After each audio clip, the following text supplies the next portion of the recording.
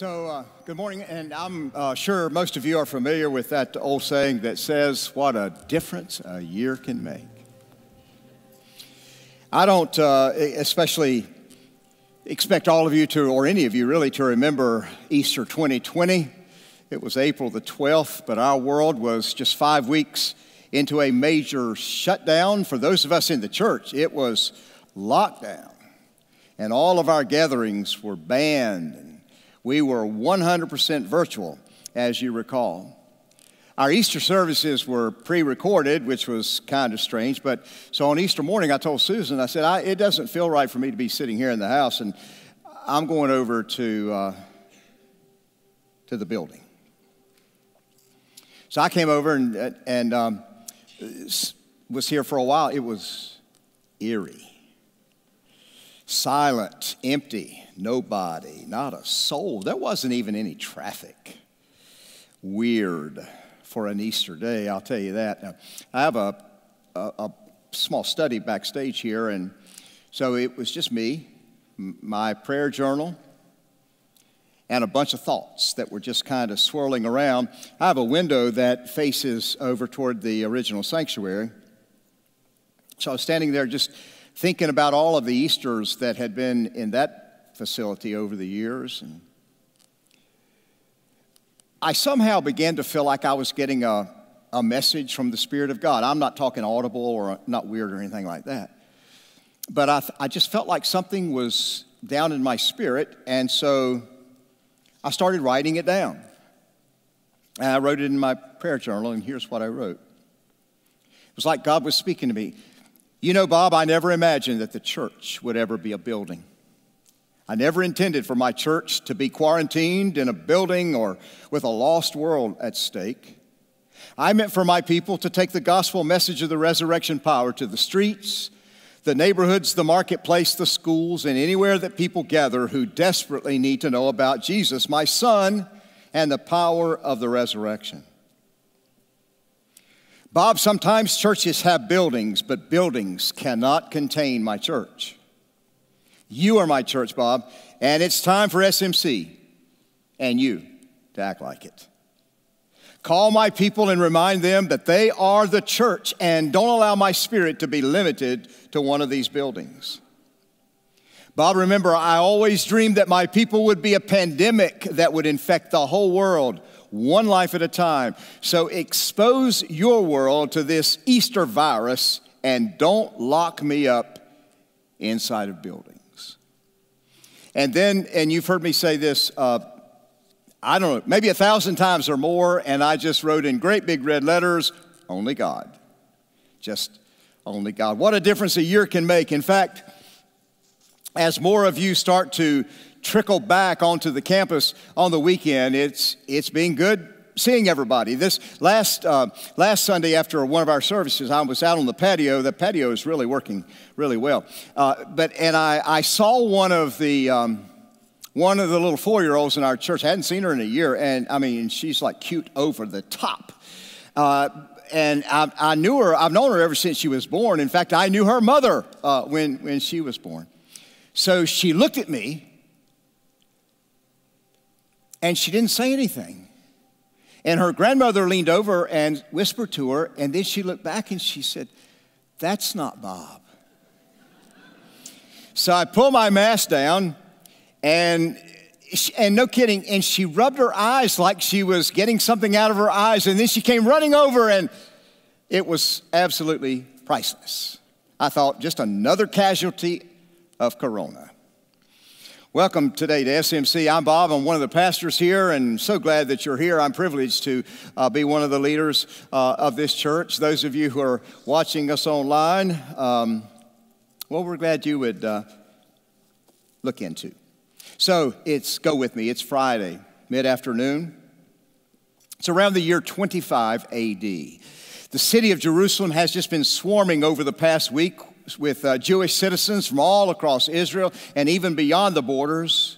They've all come to the holy city to celebrate the annual Jewish festival of the Passover. It's a remembrance. It's a looking back to God's miraculous delivery that had happened about 1,400 years before. Some of you know that story when Moses was able to lead the great freedom movement out of all of those hundreds of years of slavery under the Pharaoh. It's the Passover is one of the high and holy festivals in all the Jewish year. Well, during this particular celebration of Passover, there seemed to be a little bit of an extra hullabaloo surrounding the fact that there was a well-known rabbi in town. He was from the Galilee region in northern Israel, and he was there with a small group of his friends to celebrate the festival. And this particular rabbi had been claiming that he was the Son of God, that he was the long-awaited Messiah. But just like all of the other wannabe messiahs who would mobilize a small following and then maybe try to organize an uprising designed to kick the Roman army out of their land, this man, he was just like all the other fraudulent messiahs. The Jewish leaders kind of, scoffed at him, and the head honcho said, just another imposter. Ignore him. In fact, earlier on that Friday, this man was sentenced to die by crucifixion at the hands of the Romans. The charge against him? Insurrection. The allegation was, this man has claimed to be God. Now, everybody understood there was only one sheriff in town. There was only one king. He lived in Rome. His name was Tiberius Caesar. The Roman governor in Jerusalem was a man named Pontius Pilate. He didn't have a whole lot of patience with these occasional uprisings, and the last thing the governor wanted was for word to trickle back to the Caesar that somehow or another he had lost control, that he couldn't maintain command and control. So here's this young provocative preacher. He's been attached to a cross. It's about 9 o'clock in the morning. There are two other criminals there alongside of him. Just another day. I mean, if you lived in Jerusalem in those days, just another day in Jerusalem, the powers of Rome settling accounts. One of the eyewitnesses, a man named Mark, reports that sometime around noon, the skies just turned black, and they stayed that way until 3 o'clock in the afternoon. People for years have tried to explain this strange phenomenon. Some have called it an eclipse, but the longest eclipse that we've ever known about was about 7 minutes, so that was unlikely. But darkness just covered the whole land for several hours, and then it was over at about 3 o'clock. Right about that same time, this popular preacher, miracle worker, who was suspended on a cross, began to shout. And he said, "It's finished, Papa. Son, the mission is complete. I accomplished what you sent me here to do." And then it was over. He died. Now, the criminals who were executed by crucifixion would typically have their bodies removed from the cross and then dumped in the town landfill. But in this case, one of the wealthy citizens of Jerusalem, he volunteered and he said, "I'd like to have this man, his body, and I've got a personal burial spot nearby," and the request was granted. The challenge was, it was mid-afternoon on a Friday. Sundown was at sometime around 6, which was the start of the Sabbath, and so they had to hastily kind of get things done and move this man's body over to the cemetery. This is Friday,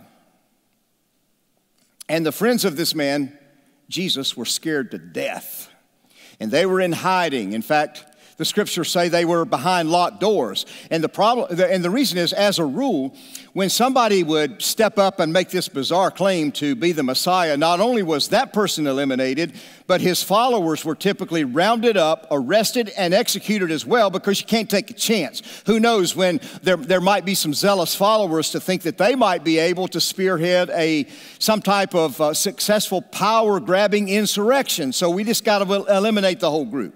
John, who was one of the followers of this man Jesus, was an eyewitness, and look at what he testifies. He says, that Sunday evening, the disciples, and he was one, were meeting behind locked doors because they were afraid of the Jewish leaders. But what they do not know, not yet at least, is that even though it was Friday, Sunday was coming, and the whole world was soon to know. By Sunday morning, let me tell you something about that cemetery. The cemetery would lose its victory. Death would be dethroned. its power would be displaced. Darkness would be derailed and defeated. On Sunday, the grave would be empty, the evil one disabled, hope would be solidified, sin will be defeated, and love will have won the day. The prophets, the Old Testament prophets, will have been validated. This was the greatest victory over the greatest enemy in this world. Everything changed on Sunday. Matthew says, early on Sunday morning, as the new day was dawning, Mary Magdalene and the other Mary went to visit the tomb. Now let me tell you something. Talk about only God. Only God would pull off this kind of deal. Mary Magdalene. A couple of years before this, Jesus had actually cleaned her up a little bit. She was, Scripture says she was possessed by some demons, and Jesus kind of took care of that. So, the audacity of a God to build his global movement on the shoulders of a woman who had all kind of emotional issues. And notice who the other person was? The other Mary. I mean, can you imagine, how would you like for your obituary to say, eyewitness to the resurrection, the other Mary? Well, thanks a lot for that recognition. I don't know if these women were selected for this job. Maybe they volunteered, but I do know this. Their teacher, the leader, and their friend, the man on whom they had placed all of their hopes, was executed just 2 days before this Sunday. They were headed to the cemetery. There were some ceremonial duties that had to be left undone because, Jesus died so close to the beginning of the Sabbath. Now, if these ladies weren't already anxious enough, look at how Matthew describes this moment. An angel of the Lord came down from heaven, rolled aside the stone, and sat on it. His face shone like lightning, and his clothes were as white as snow. Now, typically, large stones were put in front to block the entrance to a tomb because that would keep the animals from pilfering things and disturbing things. So this messenger sitting on top, now get this now, this messenger sitting on top of this big rock. And he speaks to these women. Don't be afraid, he said. Too late. I mean, it's too late. It's too late for that. I mean, we're already pretty afraid. I know you're looking for Jesus who was crucified. He isn't here. He has risen from the dead. How many of you have ever seen somebody that's risen from the dead? Me neither. I haven't seen that. Sir, what do you mean, risen? It was kind of like, risen from the dead. Like that happens all the time. Everyday experience, but this story is about to turn even more wacky. Look at this. The messenger said, go quickly and tell his disciples that he has risen from the dead and he is going ahead of you to Galilee. You will see him there. Remember what I have told you. Don't forget this. Go do what I've asked you to do. The women ran quickly. They were very frightened, but also filled with great joy, and they rushed to give the disciples the angel's message. As they went, Jesus met them and greeted them, and Jesus said to them, don't be afraid. It's too late, Jesus. We're already afraid. Go tell my brothers to leave for Galilee, and they will see me there. Well, on the way to tell his disciples about what's happened, guess what? They bump into Jesus. Suddenly, Jesus met them and said, greetings. Now, am I the only one that thinks that's funny? Yeah, remember that he's been dead for about 40 hours. Now, I'm telling you, in my lifetime, I've never bumped into anybody who's been dead for 40 minutes. Maybe not even 4 minutes. And I mean, Jesus might have said something like, ladies, look, I don't want to startle you now. I don't want you to do anything crazy, but a couple of hours ago, during the night, my Father breathed some new life into me. It's me, Jesus. Don't freak out. It's too late, Jesus. It's really me. I'm alive. But instead, what does he say? What does he say? Greetings. I mean, it's like in our day, we would say something like, hey, what's up, ladies? Did you ever hear about the Sunday school teacher she asked her class, she said, does anybody here know what Jesus said right after he was risen from the dead? One little girl raised her hand and said, I know. He said, ta-da. Well, I mean, this would be the Sunday that was going to change everything, not just for these women, but for the whole planet. Ta-da.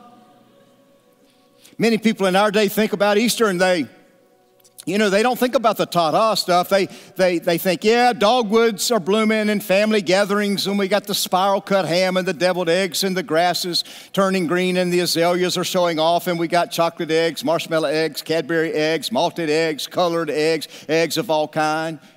Every now and then, you know, it's a trip to the Final Four, not looking good for us this year. And then there is that tradition like none other. The Masters. Somebody at the early service said, the Easter Bunny. No. The Masters. For the majority of people around the country, now watch this. For the majority of the people all across our country, Easter is not much more than the holiday between Valentine's and Memorial Day and a long weekend at the beach. But this moment in history was no fairy tale, and certainly no fantasy for the storybooks. This was the day that started a revolution, and it would eventually change everything and everybody on this planet. Look at how Mark describes it. He said the women were confused and shaking with fear. I told you it's too late for them to say, don't be afraid. So they left the tomb and ran away. They did not tell anyone about what happened because they were afraid. Tim Keller, in his brand new book called Hope in Times of Fear, look at the subtitle. It's the resurrection and the meaning of Easter. It's absolutely fabulous. But Tim and I, we both agree that it's the resurrection. That's the thing that separates Jesus from every other religious leader in history. Now, there have been plenty of people throughout all of the ages who have claimed to be gods of one kind or the other. But the one thing, the only thing really that separates Jesus from all the others is he is the only one so far who has ever come back from the dead. When John, who was a follower of Jesus and also an eyewitness to the resurrection, this would have been somewhere in the year 95, 96 AD, right near the end of John's life. But he's writing what we now call the book of Revelation. And look at what John writes. When I saw him, that is the risen Jesus, I fell at his feet as if I were dead. But he laid his right hand on me and said, don't be afraid. I am the living one. I died, but look, I'm alive forever and ever, and I hold the keys to death and the grave. Ta-da! No other religious leader has ever been able to claim anything even close to that. You know, I've had people to say to me, Bob, I'm going to follow Jesus. Doesn't matter what, no matter what. And they'll say, you know, his life was so compelling, his sermons were so transforming, his wisdom was incredible, his compassion was winsome, his miracles were so commanding of my attention. Now, and they'll say, I'm all about the Easter resurrection story, but Bob, if I ever found out that the resurrection never happened, I'm still going to follow Jesus. Really? Not me. I'm not going to do that. Why would I follow a dead God? Why would I follow a religious leader where I can go somewhere on this planet and there's a gravestone that says, here lies the body of Jesus who claimed to be the Son of God? I agree that his teachings and sermons were amazing, but I'm telling you, that's not the foundation of our Christian faith. The cornerstone of our faith, it's not a philosophy of life. It's not a whole bunch of moral convictions that we read about in the Bible. If you've been listening to me for very long, you also know that I unapologetically, I hold to a Christian worldview. That's not going to change for the rest of my life. But even that is not the foundation of my Christian faith. Earlier this year, I was invited to attend a community event. And it was I think it was a bunch of Burlington business leaders. They got together, and it was kind of a meet and greet kind of thing. And the leader of the group asked me if I would say the prayer, introduced me, and if I'd say a prayer before the meeting started. And later, a guy walked up to me, and he was a representative for one of the local banks, the savings and loans here in our city. And he said, so what church? What church do you, where do you work? And I told him. And so I said, are you a follower of Jesus? And he looked at me kind of funny, and he said, well, of course I am. Isn't everybody? He said, my parents and grandparents were. I'm born and bred American. Isn't that the way it works? And I said, I didn't say it, but I thought, no, that's baseball and apple pie.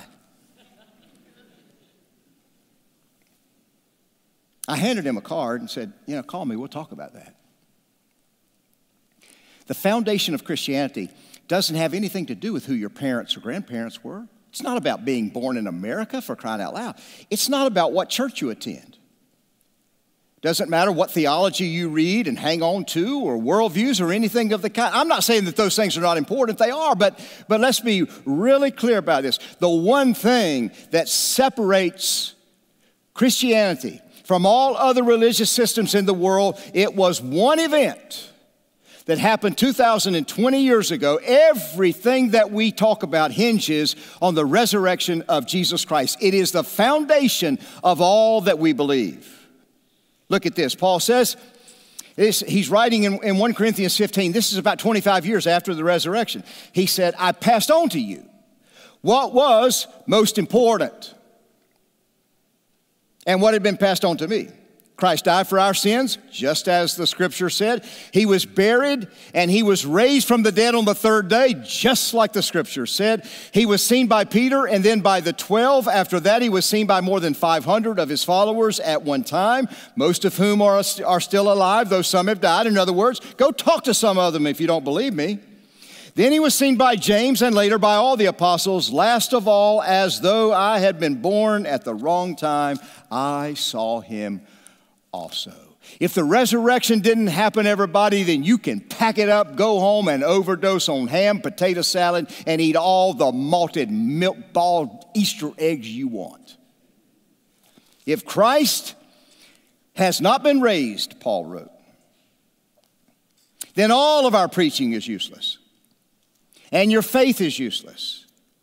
And we apostles would all be lying about God, for we have said that God raised Christ from the dead. But that can't be true if there is no resurrection of the dead. And if there is no resurrection of the dead, then Christ has not been raised. And if Christ has not been raised, then your faith is useless and you are still guilty of your sins. What Paul is doing is he's building a case for the reliability and the trustworthiness of the scriptures. And he's saying, I'm telling you people, everything will hinge on the resurrection. And it was Resurrection Sunday that changed everything. It started a revolution that would eventually spread like a forest fire from one side of this planet to the other. And these same frightened followers would someday start to multiply. And they would turn this planet right side up because of one thing, the resurrection of Jesus. In fact, when Luke was writing the book of Acts, here's how he put it. They dragged out some of the other believers instead and took them before the council. So, the Jewish council was always wanting to, hey, we need to talk to you about some stuff. Paul and Silas have caused trouble all over the world and turned everything upside down, they shouted. And now they are here disturbing our city too. They are all guilty of treason against Caesar, for they profess allegiance to another king named Jesus. Now, the fact is, we're still talking about this amazing thing. But had it been a baseless rumor, surely, come on now, surely it would have died out, at least in a generation or two. I mean, don't you think that some of those earliest believers who said, yeah, I saw him after the resurrection, when some of those people were under the threat of death unless they recanted, don't you think at least one of them would have broken ranks and said, yeah, you're right. Hey, look, you're right. I mean, we made the whole thing up. It really didn't happen, so the party is over. It was a big, gigantic lie, and I'm not going to speak for all these other people, but I'll tell you what, I'm not going to give my life for something that never happened. But not one person is recorded from the first century on, indicating that a single one of them ever retracted their words and disavowed their testimony as eyewitnesses about one event, the resurrection. 2,000 years later, we still talk about it. We're not talking about it today because Jesus was an amazing preacher, a great storyteller, a compassionate friend, a one-of-a-kind miracle worker. Not even because he died on a cross and promised that his death would be redemptive and would close the gap, the sin gap between us and God that was created by our dysfunction and our sin. What changed their minds, what inspired their devotion and their determination, what set their hearts on fire was when they saw a man who had been dead for going on 3 days. Now you think about the repercussions. These were Jewish people. For thousands of years, these Jewish people had been following the strictest form of their Jewish religion. They were meticulous law keepers. They were the generation devoted to a 2,000-year-old promise from Moses when Moses gave the 10 Commandments. When the covenant was initiated with Abraham around the year 2100 BC, these people had lived in the strictest way devoted to Judaism. Thousands, all of a sudden, thousands of these Jewish people, they walked away from those generations of faith traditions and put their arms around Christianity, not because Jesus preached great sermons, but because of one event. The resurrection. When the word of the resurrection, let me tell you something, it started to sweep across Jerusalem like a tsunami. Look at this map. So here's Jerusalem, and it started to grow, and pretty soon it was going northeast, and it went into Jericho, and then straight north up through Samaria, and then to the region of Galilee. This is Nazareth, Jesus' hometown. His ministry headquarters was right here around the Sea of Galilee, Capernaum. And pretty soon, that movement just continued to spread, and before you know it, in less than 300 years, look at this map, this is the Roman Empire, and by 300 AD, this whole region had been infected with Christianity in a very positive way, and it wasn't very long. Here we are 2,000 years later, and the resurrection of Jesus still influences every nook and cranny of planet Earth. Now, these men and women, they were standing on the launch pad of starting a global mission that would someday change people's lives one by one, and eventually the whole world would begin to understand this life-changing power. Andy Stanley said, if a man predicts his death and resurrection and pulls it off, I'm going with him. Me too. As for me, hey, look, you don't need to convince me about Jesus' background. He had a great Jewish pedigree. I don't know if he went to seminary or not, but if he did, I'd salute him for that. I don't know that he ever passed out any copies of his sermons or anything like that, but that's not what's attracting me to Jesus. I'm going with him for one and only and one reason: resurrection. That's it.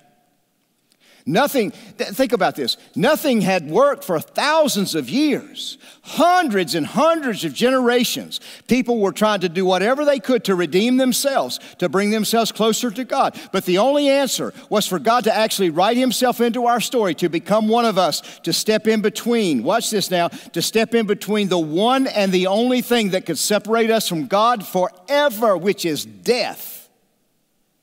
And after the resurrection, there was a bridge built between this gap. You've heard me say this a bunch of times. But God, let me tell you something, when God butts in, you better open your ears.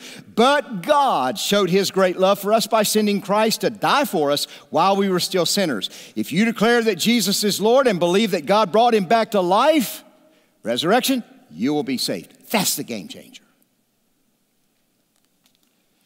So look, whatever you do, don't call Jesus a great man. Don't call him a fabulous prophet. Don't lump him in with Moses and Elijah and Jeremiah. Don't put him in the same group with Buddha and Joseph Smith and Mohammed. He didn't leave that as an option for us. He's either God or he's a counterfeit wannabe Messiah. He's either all hope or he's all hype. But he's not something in between. Max Lucado writes, when it comes to Jesus, you can call him crazy, you can crown him as king, you can dismiss him as an imposter or declare him to be God. You can walk away from him or bow before him, but you'd better not play games with him. There's only one power in this universe that can set us free from our destructive sin nature, and that would be Jesus, the Christ. I don't know how that makes you feel. For some of you, maybe it reinforces your faith. But I'm telling you, the resurrection, it can change your life. It can rearrange your future. It can guarantee you your eternal destiny if you will embrace him and if you will build a foundational relationship with him. Sometimes I'll talk to people and they'll say, Bob, I don't understand the Bible. There's so many things that I don't understand. I get that. I agree. There are some parts of the Bible that are really difficult. Some just, they don't resonate with our 21st century culture, and that makes sense. But I'll tell you what, today there are so many online tools available, and there are study Bibles out there that are worth their weight in gold. If you'll get in touch with us, we'll help you with that. We'll make sure that you get something that'll help you understand. But let me simplify that. This biblical story, don't get lost in it. It's really not that complicated. One of our Old Testament professors, when I was a student at Duke Divinity School a long time ago, I remember the day when he held up his Bible in the class and he said, let me simplify this. And he said he called it a red thread. And I get that, the blood of Jesus and everything. But he said, there's a thread that runs through this entire book. He said it started in Genesis 1:1 when it says, in the beginning God created, and it goes all the way, did his finger like this, all the way to the last chapter, Revelation 22:21, that says, the grace of the Lord Jesus be with all of you, the last words of the Bible. And then he said, this book is the story of salvation history.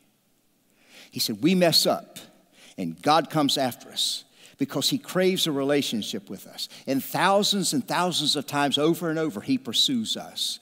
One person even called him the hound of heaven, like a hound dog pursuing us. But when it's all said and done, this story demands a decision where you decide to follow. That means you put him in the lead. You start to walk in his ways, and you align yourself with all the things that he said.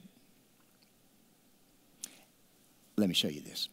Adam and Eve, created in the opening chapters of the book of Genesis. And they had this remarkable, unbroken relationship with God.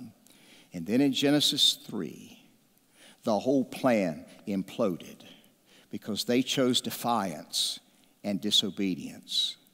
But I wonder how many of you remember the choice they made. The enemy said, did God give you any restrictions? And they said, yes, we can't eat from the tree in the middle of the garden or we will die. The adversary said, you won't die. God knows that your eyes will be open as soon as you eat it, and you will be like God. Let me tell you, there are tens of thousands of people across this community right now, and they're drinking that Kool-Aid. The same Kool-Aid that Adam and Eve were drinking. They're living as if there is no God. Just watch how they live. Just watch. You'll see it. For many others in our world, people have tried for generations to see if they can't fix that, to build a bridge in between our sin and God. Maybe if I go to church, I can get back in good standing with God. That didn't work. Maybe I can read the entire Bible in a year, memorize a whole bunch of verses. That didn't work.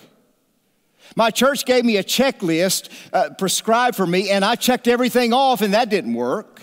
I tried stepping up to serve and volunteer, and I've been helping out financially, and that didn't work. I tried to be a good enough person, but nobody was ever able to tell me what the formula for good enough is, so that didn't work. You see, we were sure, just like Adam and Eve, we were sure that we could fix what Adam broke, and nothing worked. So 2,000 years ago, God wrote himself into our story in a small Mideastern village of Bethlehem. 30 years later, Jesus died to pay our sin debt, and then a couple of days after that, he was alive again to prove that even our last greatest enemy on planet Earth could not win. Jesus did all the work, friends. Don't forget that. We didn't do the work. He paid the balance. He paid the penalty that we owed because it was our sin, our insurrection against God, but we still have to open ourselves up to receive the gift. If you watched the Good Friday service a couple of days ago, and I hope you did, you remember I told you I can offer you a pardon, but if you refuse it, then it's really not yours. A pardon that's not received is not worth the paper that it's written on. Salvation is not something that we do. It's not something that we earn or achieve or accomplish or somehow win for ourselves. It's a gift from the loving heart of God, but the gift has to be received and accepted. John, the great friend and disciple of Jesus, look at what he said. I write this letter to you who believe in the Son of God, so you will know you have eternal life. When I gave my life to Christ, a 17-year-old soon-to-be high school senior, I had no way of knowing the implications of what that decision would someday be. I never dreamed, are you kidding me, that I would one day give my life to a call from God, that I would walk into full-time ministry in a local church. I knew God had taken over residence in my life. I knew he was in charge, in control. I was beginning to see some radical changes in my life. I had a new leader, somebody that was out front. But the one thing that was becoming clear to me over the next 2 or 3 years is it felt like to me that God was calling on me to spend the rest of my life telling people about this transformational Jesus. And it didn't take me a very long to realize that, well, if I could trust Jesus for forgiveness, and if he was trustworthy enough to send me off into a new trajectory, then maybe he would be willing to give some direction to my new life. So over the next few years, it became evident to me. I wasn't telling a soul, are you kidding me? No. That God was calling me to full-time ministry in a local church. Now, it took me about 3 years to say yes to God. It took me even longer than that to tell some other people about it, including a college co-ed and a girl from my hometown with whom I was crazy in love and would marry a couple years later. I dreaded the day when I told her. Like, you crazy about being married to a minister? I remember the day I told my parents. And I said, hey, look, you know what you've spent your money on to get me through college? I don't think I'm going to do that. I think God has called me in a new direction for my life and my future. And I said, I'm really uptight about this. I'm scared. And I said, I'm especially anxious about public speaking. I said, what if I'm a bust? What if I can't do it? I said, I really want to tell God, I really want to say yes, but it sounds like nah. My dad said, son, do you remember when you were a little guy and I used to take you to work with me on Saturdays? And of course I remembered that. I still do. I mean, it was so much fun, Dad, but he would only work for a couple hours sometimes on Saturday mornings, so we'd go out and get a little breakfast and then go to his office, and I'd piddle around and stuff. And he said, were you ever afraid or worried? And I said, no. He said, do you know why? And I said, because you're my dad, and I was going to work with my dad. I knew I was in good hands. And then my dad said, son, if you decide to say yes to God, do you understand that he's going to fight your battles with you? And what if, he said, what if every time you walk out to preach, what if you just say, going to work with my Father? It's his house.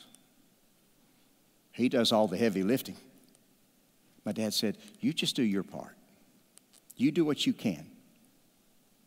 And God will do what you can't. Back in my little backstage room there, I have a large note on the wall. And it's right by my door. So every Sunday, just before I walk out here, I tap the note. Going to work with Dad. These days when I'm back there, believe it or not, the enemy sometimes comes in that room. Sometimes says to me, those people won't listen to you.